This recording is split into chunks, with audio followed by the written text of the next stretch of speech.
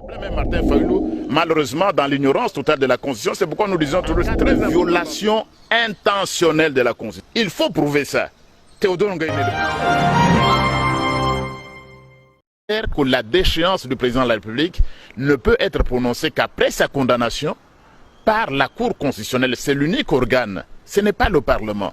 Le Parlement ne peut en aucune façon, je crois que les gens doivent se calmer. Vous avez une majorité de 99%.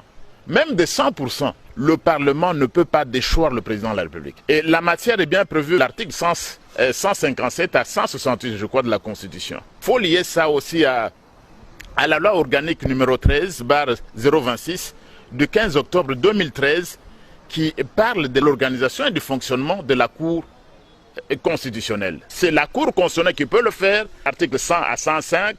100, c'est la compétence du procureur général qui concerne les infractions. 101, s'il estime nécessaire, il saisit le Congrès pour avoir l'autorisation de poursuivre. 102, il mène des enquêtes. Et 103, si les éléments sont réunis, il s'adresse à nouveau au Congrès pour demander une requête aux fins de mise en accusation. Deuxième moment, et ce n'est qu'à la fin qu'il peut saisir la Cour constitutionnelle. Quand Joseph Kabila était là, nous nous plaignons qu'il violait la Constitution.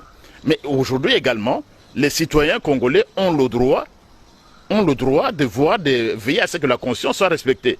Il y a haute trahison en cas de violation intentionnelle de la Constitution. Il faut prouver ça. Théodore Ngoï ne le prouvera pas. M. Martin Fayulu ne pourra pas le faire. Donc il n'y a pas deux poids et deux mesures. Nous nous plaignons quand l'ancien régime violait la Constitution.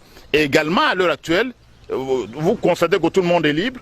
Théodore Ngoï, c'est une démonstration, tout le monde se plaint, même Martin Fayulu, malheureusement, dans l'ignorance totale de la Constitution. C'est pourquoi nous disons toujours, c'est très important dans ce pays, tout le monde n'est pas juriste, tout juriste n'est pas constitutionnaliste, il faut apprendre le texte, et c'est très grave. Mais je crois que Théodore Ngoï n'est pas connu comme un grand avocat constitutionnaliste, je ne connais pas un seul de ceux qu'il a gagné en matière constitutionnelle, parce qu'il était également l'avocat du juge Luamba.